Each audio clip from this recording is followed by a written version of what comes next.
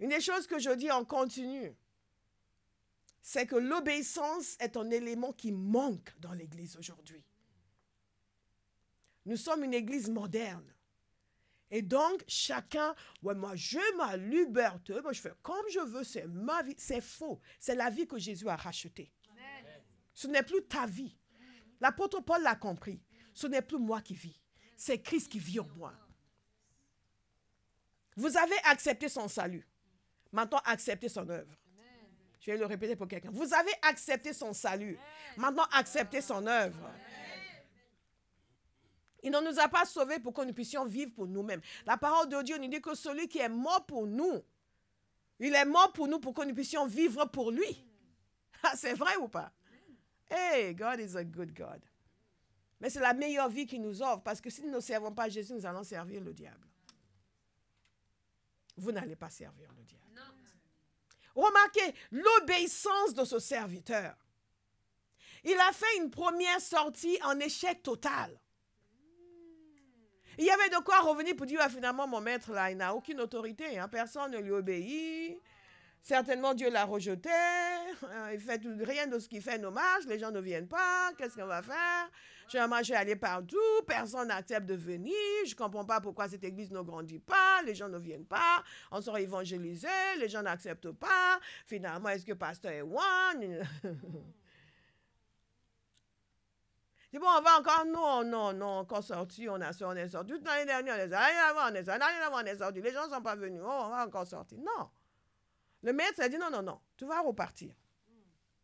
Quelqu'un m'a dit, je vais repartir. Je vais repartir. Tu vas repartir. Maintenant, va vers une autre catégorie de personnes. Maintenant, va vers ceux qui sont conscients de leurs besoins. Ceux-ci sont trop orgueilleux. Ceux-ci s'y croient. Mais il y a des gens qui savent qu'ils ont besoin de Dieu. Et même s'ils ne disent pas Dieu, ils savent qu'ils ont besoin de quelque chose. Ils savent que leur vie ne devrait pas être comme ça. Et même s'ils n'ont pas l'air de le savoir, quand tu vas parler, quelque chose va se passer. Ils vont se dire, non, il faut que je donne ma vie à Jésus. Alléluia. L'obéissance. L'obéissance. L'obéissance de ce serviteur. Il n'a pas hésité un instant. Et il est sorti. Et en sortant, nous allons rencontrer les gens qui ont soif de Dieu. Quelqu'un va dire Amen. Nous allons rencontrer des gens qui ont soif de Dieu. Nous allons rencontrer des gens qui ont été brisés par la vie et que Dieu veut restaurer. Parce que Jésus a dit, venez à moi, vous qui êtes chargés et fatigués, et je vous donnerai du repos. Nous allons rencontrer les gens qui sont chargés, qui sont fatigués. Et nous allons les inviter. Dieu va leur donner du repos. Dieu va leur donner du repos. Dieu va leur donner du repos. Vous devez le croire. Mais vous savez, ce qui est intéressant, c'est que même après cela, le serviteur lui dit, Maître, ce que tu as ordonné a été fait. Que ce soit votre témoignage. Amen. Que vous puissiez tous les jours dire au Seigneur, Maître, ce que tu as ordonné a été fait. Que nous ne passions plus nos vies à nous repentir pour la désobéissance. Il y a des gens, tous leurs liens, leur relation avec Dieu, c'est pardon Seigneur, pardon Seigneur, pardon Seigneur. Papa, je te demande pardon, je te demande pardon. C'est bien de demander pardon, mais quand vous ne faites que demander pardon, il y a un problème, il faut changer. Il faut changer. Seigneur, je te demande pardon parce que je n'ai pas fait ça. Seigneur, je te demande pardon parce que je n'ai pas fait. Nous ne sommes pas censés vivre de cette manière-là. Toujours à demander pardon pour la désobéissance. Nous sommes censés entrer dans l'obéissance. Et maintenant nous réjouir de la faveur de Dieu qui est déversée sur nous à cause de notre obéissance. Le Seigneur ne veut pas être constamment derrière nous. Tu n'as pas obéi, tu n'as pas obéi, tu n'as pas obéi, tu n'as pas... Non, le Saint-Esprit est venu, non pas pour nous accabler, mais pour que nous ayons une communion agréable avec lui. Une communion, donc, décidons d'obéir.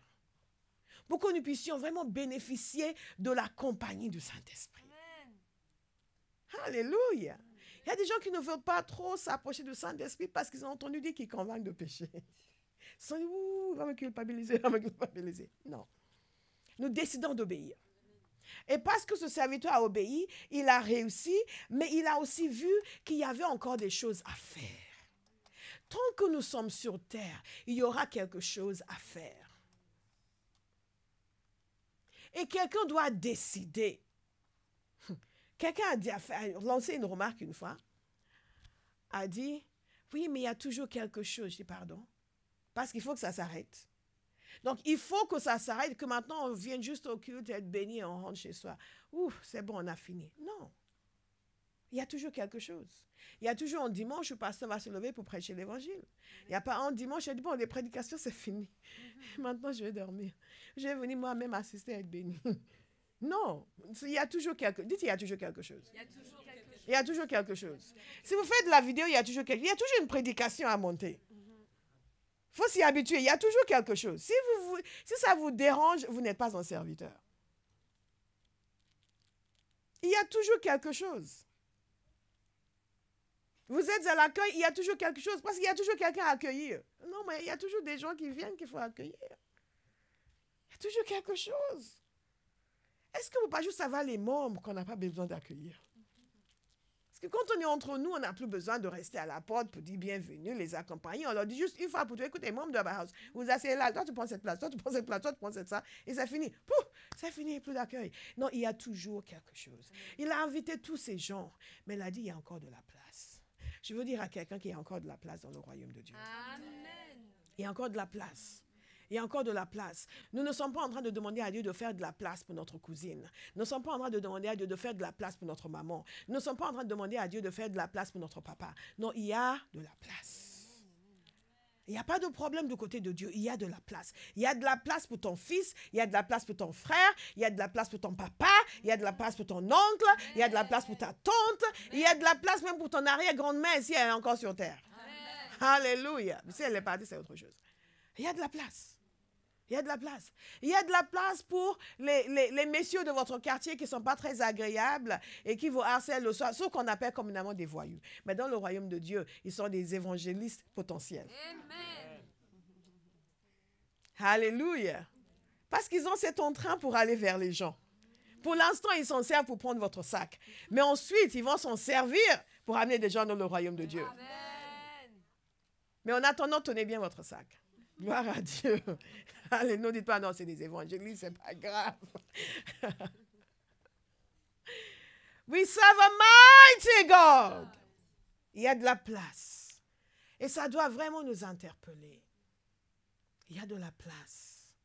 Qu'est-ce que nous faisons pour que ces places soient prises?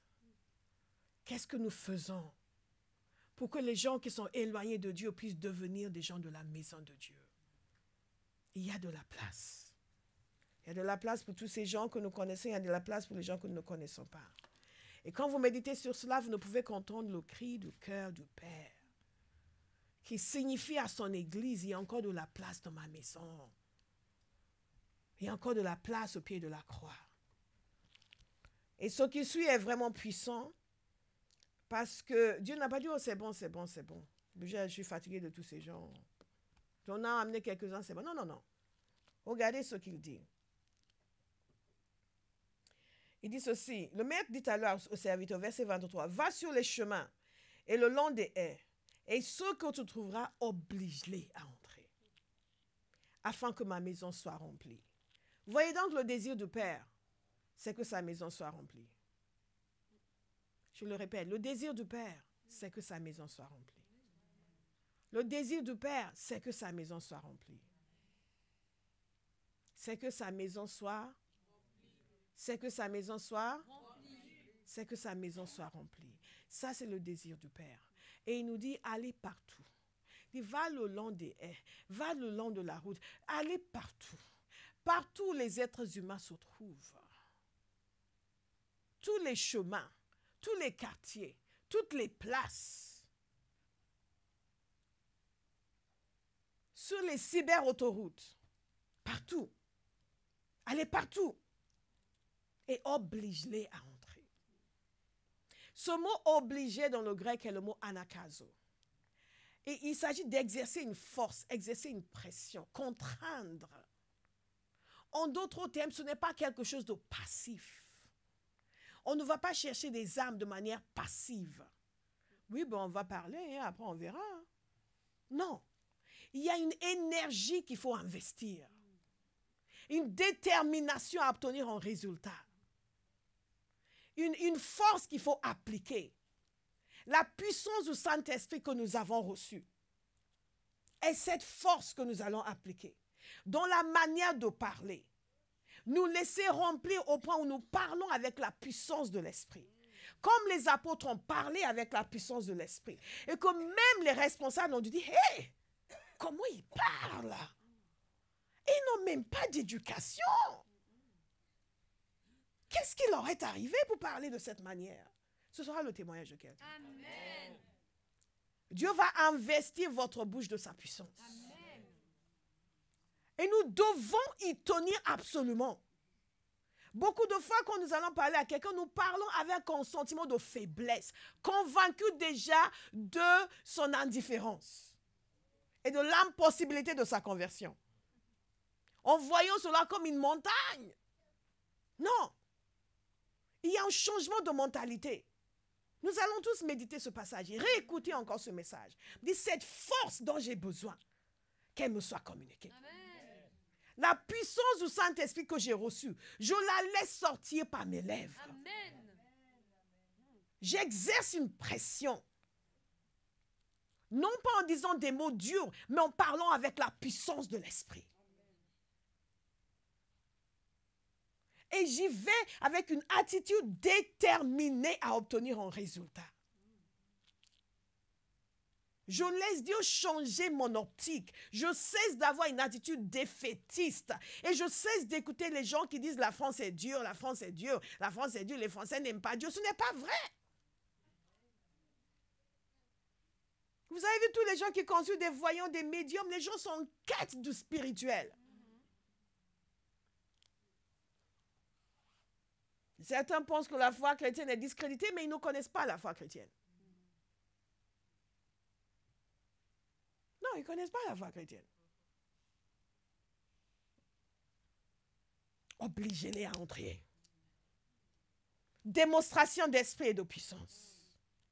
Démonstration d'esprit et de puissance. Révélation par le Saint-Esprit. En annonçant l'évangile, le Saint-Esprit révèle les situations dans leur vie. En annonçant l'évangile, le Saint-Esprit agit pour les libérer et les guérir. Obligez-les à entrer. Et c'est aussi la prière. Il y a une différence entre, je parle avec les gens de Jésus et oh, ouais, bon, on verra. Bon, peut-être qu'on va venir. Et je m'en vais. Oh, de toute façon, je savais que je n'allais pas recevoir.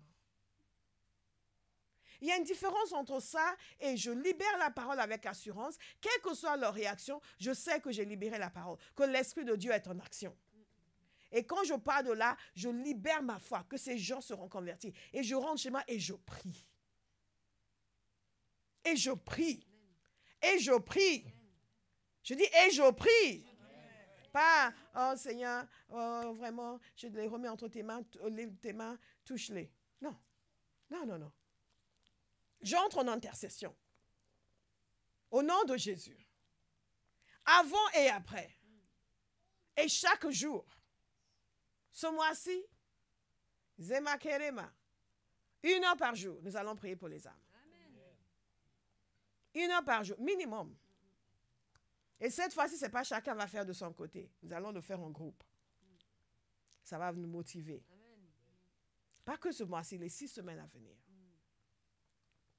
Nous lançons un programme où chacun va s'investir. Et pas que dans votre famille. Parce que ce que vous faites pour les autres, Dieu fera pour vous. Amen.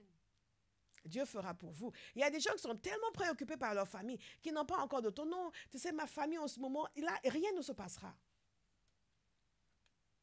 Mais je peux vous témoigner du fait que si vous vous occupez des affaires de Dieu, il s'occupe de vos affaires. Amen. Vous vous occupez des familles des autres, il s'occupe de votre famille. Amen. Ça, c'est une réalité. Donc, ce n'est pas pour dire que pendant ces 6 semaines, vous allez vous focaliser sur votre famille uniquement et les harceler tous les jours. Ils vont devenir de plus en plus résistants. Alléluia. Mais quelqu'un va exercer une pression. Qui va exercer une pression? Nous allons exercer une pression spirituelle. Nous allons prier. Nous allons prier et nous attendre à ce que quelque chose se passe. Il y a la pression de la foi. Il y a la pression de la foi. Votre foi est dangereuse pour le diable. Il y a la pression de la foi. Et il incombe à chacun d'exercer sa foi. Vous n'êtes pas autorisé à avoir des pensées de défaite. Vous n'êtes pas autorisé à vous dire que oh, de toute façon, quelqu'un ne va pas se convertir. Vous lui avez fermé la porte du salut. Non, on n'est pas autorisé à faire ça. On n'a pas le droit de faire ça. On n'a pas le droit d'avoir ce genre de pensée ou de paroles vis-à-vis de qui que ce soit. Nous, nous sommes convertis. Est-ce que nous sommes meilleurs qu'eux? Nous ne sommes pas meilleurs qu'eux. Le même esprit qui nous a touchés. Peut-être que certains d'entre vous, vous pensez que vous êtes merveilleux. C'est pour ça que Dieu vous a sauvés. Mais moi, je suis tellement consciente de la distance qui me séparait de Dieu. Tellement consciente de ma rébellion envers le Seigneur. Que pour moi, mon salut est quelque chose dont je m'émerveille chaque jour. Que la manière dont Dieu a réussi à toucher mon cœur, à me convaincre, en plus dans ma maison. Des interrogations qui ont conduit à la lecture de la Bible et une conviction absolue. Et je ne suis pas revenue en arrière, même pas pendant 1 heure depuis. Ça fait plus de 20 ans. C'est Dieu qui est capable de faire ça. Alléluia. Je vois quelqu'un qui va être utilisé puissamment par le Seigneur dans les 6 semaines à venir. Et au-delà. Et au-delà. Et au-delà. La maison n'est pas encore remplie. Tant que la maison n'est pas remplie, nous allons continuer. Et jusqu'à ce que nous quittions cette terre, la maison ne sera pas remplie. Il y aura toujours quelque chose à faire. Alléluia. Wow. Ce que le maître lui dit donc, c'est qu'il faut aller plus loin encore. Tu es allé là, tu as eu des gens, il faut aller encore là. Il faut aller là. Tu es allé au Hall, il faut aller à la gare Saint-Lazare. Tu es allé à la gare Saint-Lazare, il faut aller à Perpignan. Tu es allé à Perpignan, il faut aller à Lille. Alléluia. Il faut aller plus loin. Il faut faire quelque chose de plus. Dites, je vais faire quelque chose de plus. Nous devons décider. Je vais faire quelque chose de plus. Je vais faire quelque chose de plus. De nos jours, nous avons tellement de moyens. L'apôtre Paul avait son style. Il allait dans les synagogues. Mais il est arrivé à Philippe, il n'y avait pas de synagogue. Il a fallu qu'il aille le long des haies. Qu'est-ce qu'il a fait? Il est allé à un lieu de prière à côté d'une rivière. De nos jours, nous avons les sorties d'évangélisation, nous avons la distribution de tracts, nous avons des concerts de rue, nous avons les discussions avec les gens dans les rues, nous avons les campagnes Internet pour toucher les gens dans leur maison. Ça, c'est l'ère la plus extraordinaire pour l'évangélisation. En réalité, je prie que Dieu nous ouvre les yeux parce que beaucoup de chrétiens ne voient toujours pas. Pour eux, le web, c'est juste pour papoter avec les amis sur les réseaux sociaux. Non, non, non, non. Les réseaux sociaux, c'est pour annoncer l'évangile. Une fois, on a posté la vidéo, l'animation qui est sur Dieu.fm. Cette animation extraordinaire. Il faut qu'on fasse d'autres, Béa. Cette animation extraordinaire qu'on avait faite avec Béatrice, un travail colossal. Et bon, évidemment, on a utilisé les images de ce frère américain qui fait vraiment des choses extraordinaires. Et on l'a posté sur Facebook. Il y a quelqu'un qui a commenté, était furieux parce que comment est-ce que cela est apparu dans ma newsfeed? On était content. Il n'était pas converti. Et il ne comprenait pas pourquoi il a vu cela. Il faut d'autres encore qui vont le voir. Il faut d'autres encore qui vont le voir. Il faut d'autres encore. Donc, ce que le maître lui dit, va partout. Et c'est ce que le Seigneur nous dit, allez partout. Utilisez tous les moyens possibles et inimaginables. Déployez-vous, soyez créatifs, soyez imaginatifs. Amenez l'évangile partout. Dans la rue, dans les restaurants, dans leur maison, à travers l'Internet, sur les réseaux sociaux, sur les sites, partout. Amenez l'évangile partout et obligez-les à entrer. Exercez une force, exercez une pression, faites-le de manière déterminée, décidée. N'acceptez pas de refus. Faites tout ce qu'il faut pour que la puissance soit libérée, pour que leur cœur soit gagné à Christ. Qui est-ce qui va le faire? Ah, Jébaka, une détermination. Utilisez tous les moyens. Tous les moyens. Tous les moyens. Insistez. Cette insistance et cette persistance est nécessaire. Je vous donne un exemple d'insistance. j'ai écouté le docteur David Cho parler de l'Église et il a raconté une histoire. Pas celle que je vous ai racontée hier. Il a raconté l'histoire de son fils. Son fils avait subi un empoisonnement. Des enfants étaient allés manger quelque part et quelqu'un les avait empoisonnés. Et puisque son fils était un gros mangeur, il a mangé la plus grande partie de la nourriture, donc il a été le plus affecté. Et il est tombé, il a été emmené à l'hôpital et il est décédé. Et quand lui est arrivé, il s'est mis à genoux, il a commencé à prier. Il dit, non, Seigneur, je suis ton serviteur. Mon fils ne peut pas mourir. C'est son deuxième fils. Et il a prié. Il a prié pendant 3 heures. Rien. Il a dit, non, mon fils, non, je ne permets pas. Mon fils ne peut pas mourir. Il a continué à prier. À un moment donné, son fils s'est réveillé. Amen. Et son fils lui a dit, papa, dis bonjour à Jésus. Il a dit, comment ça, Jésus? Puis Jésus est là, il m'a ramené. Je ne vois pas. Bon, bonjour Jésus, je suis là, je ne te vois pas. Lui ne voyait pas. Mais le fils, il a dit que c'est Jésus qui l'avait ramené. Donc, il a expliqué qu'il était parti et que quand il est arrivé, il pensait que c'était...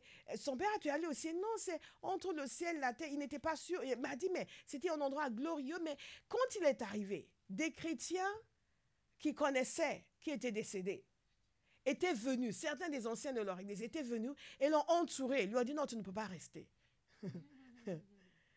Et lui, il voulait courir vers le trône de Dieu, la présence du Père. Et ils l'ont entouré pour l'empêcher d'avancer. Et vous savez ce qui s'est passé? Le Seigneur est venu. Et le Seigneur lui a dit, tu dois retourner. Il a dit, ah non, non, non, je veux rester. Ah non, non, non. Il dit, non, ton Père ne permet pas que tu viennes. Ton Père ne permet pas que tu viennes.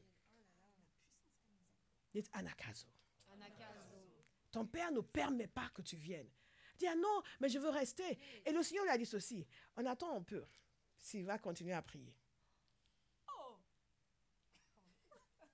Il y a une personne qui a compris.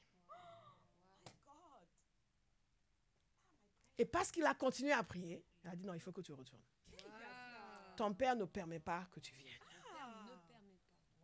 Est-ce qu'il y a quelqu'un qui va dire, tous ceux vers qui Dieu va m'envoyer, je ne permets pas qu'ils meurent et qu'ils aillent en enfer. Amen. Je ne permets pas qu'ils meurent et qu'ils aillent en enfer au nom de Jésus. Je vous assure, nous avons plus de puissance que ce que nous imaginons. Nous avons plus d'autorité dans le monde spirituel que ce que nous imaginons. Il faut simplement l'appliquer comme il faut. Et beaucoup d'entre nous, nous en sommes conscients, nous l'appliquons à nos besoins personnels, mais nous ne l'appliquons pas à l'œuvre de Dieu. Nous ne l'appliquons pas à l'œuvre de Dieu. Donc, tout ce qui concerne l'œuvre de Dieu, nous sommes prêts à abandonner, nous sommes prêts à lâcher, nous sommes prêts à rouspéter, nous sommes prêts à nous plaindre, nous sommes prêts à dire que c'est trop nous demander, c'est trop nous demander, c'est trop nous demander. Mais si on vous offre une promotion au travail et qu'on vous donne des choses à faire pour l'obtenir, vous allez vous décarcasser. Vous allez consentir des efforts surhumains pour pouvoir y arriver. Mais si c'est pour l'œuvre de Dieu, vous allez commencer à rouspéter. Oui, mais pourquoi on a dit ça? Mais moi, je n'ai pas le temps. Mais moi, je ne peux pas. Moi, je ne peux pas. Et c'est pour cela que nous ne voyons pas des résultats. Est-ce qu'il y a quelqu'un qui veut voir des résultats? Parce que je veux que vous compreniez que ce que nous faisons sur terre, non seulement avance le royaume de Dieu, mais nous avance aussi dans notre destinée éternelle. Il y a une récompense pour nos œuvres. Il y a une récompense pour nos œuvres. Nous ne sommes pas récompensés parce que nous avons bâti une grande entreprise. Et c'est bien de bâtir des grandes entreprises. Nous ne sommes pas récompensés parce que nous avons réussi socialement. Nous sommes récompensés parce que nous avons gagné des âmes. Amen. Je vous le dis franchement. Nous sommes récompensés parce que nous avons gagné des âmes. Nous sommes récompensés parce que nous avons bâti l'Église. Beaucoup de chrétiens ne le comprennent pas. Ils pensent que l'Église doit juste les bénir. Non, nous sommes censés bâtir l'Église. Ceux qui le comprennent, ils sont à l'œuvre jour et nuit. Et n'ont même pas besoin que quelqu'un les remercie. Quand le Seigneur m'a donné cette compréhension, j'ai commencé à servir. J'ai commencé à servir Dieu, à œuvrer pour l'avancement du royaume de Dieu. Et quand les gens venaient me remercier, je trouvais ça bizarre. Pourquoi on me remercie? Je ne le faisais pas pour eux, je faisais d'abord pour le Seigneur et pour moi-même. Moi, je prépare mon éternité. Je prépare. Il faut que nous ayons une conscience de l'éternité. nous allons savoir que toutes ces choses qui sont si importantes auxquelles nous consacrons notre temps n'ont aucune importance. Et que la chose essentielle à laquelle nous devons consacrer notre temps, nous sommes en train de négliger. Mais quelqu'un va se réveiller et va devenir un témoin. Et va commencer à exercer la force, va commencer à exercer la pression spirituelle pour que des gens se convertissent, pour que les gens viennent au pied de la croix, va commencer à exercer son anakazo, les obliger à entrer. Moi, je peux vous le dire par expérience. Je vous parle souvent du Nigeria. Mais je suis d'une génération qui a vu un changement radical. Mais radical. Quand nous, on était jeunes, il y avait des églises traditionnelles, certes. Mais même dans nos églises traditionnelles, on n'était pas convertis. Le pourcentage de vrais chrétiens était insignifiant. Il y a des gens qui se sont levés avec anakazo, qui ont décidé que nous allions être convertis. Ils ont décidé que leur génération allait être convertie. Ils ont investi les universités. Ils ont investi les places publiques. Ils ont investi les rues. Ils ont commencé à annoncer l'évangile. Ils ont commencé à nous faire comprendre que nous étions dans les ténèbres et qu'il fallait sortir des ténèbres. À un moment donné, de quelque chose qui n'était pas du tout dans notre vocabulaire quand on était en train de grandir, est devenu partie intégrante de notre vocabulaire. Nous avons compris qu'il y a des gens qui sont nés de nouveau et qui insistent pour que tout le monde naisse de nouveau. Et ils vous rencontrent dans la rue. Avec hardiesse, ils vous disent, you must be born again. Amen. Vous êtes là. No, you must be born again. Il faut naître de nouveau. C'était devenu partie de notre vocabulaire. On ne l'avait jamais entendu en grandissant. Moi, j'ai grandi dans l'église anglicane. Je n'ai pas entendu un seul message qu'il faut naître de nouveau. Mais quand ces gens ont commencé à évangéliser, ils ont changé une société. Maintenant, leurs enfants ont besoin de feu. Mais ils ont changé une société. Je vous ai parlé de la Corée du Sud. En une génération, une nation transformée. Parce qu'il y a des hommes et des femmes qui non seulement étaient convertis, mais ont décidé qu'ils allaient gagner leur génération. Et ils ont commencé à prier, à exercer une force dans l'esprit qui a fait en sorte que les gens qui ricanaient avant étaient convertis. Il est arrivé un moment dans ma vie où à chaque fois que je rencontrais quelqu'un avec qui j'avais été à la fac, je m'attendais à ce qu'il soit converti. Tellement il y a eu un raz-de-marée de conversion dans ma génération. Quand on avait 23, 24 ans, on se convertissait comme des mouches. mais des églises entières remplies de jeunes. Remplis de jeunes parce qu'on se convertissait. À la fac, on était encore orgueilleux, mais sortis de là, my God, Dieu nous a saisis. Vous marchez dans la rue, quelqu'un vous arrête et commence à vous témoigner l'évangile. Ah! Est-ce qu'il y a des chrétiens comme ça à Paris? Amen.